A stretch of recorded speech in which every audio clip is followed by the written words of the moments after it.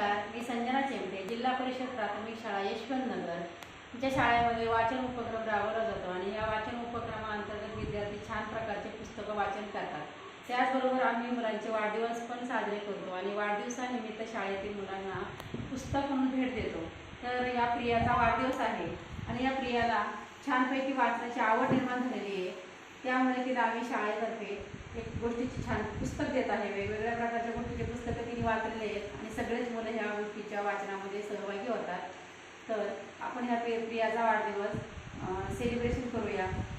happy birthday to you, happy birthday to you, happy birthday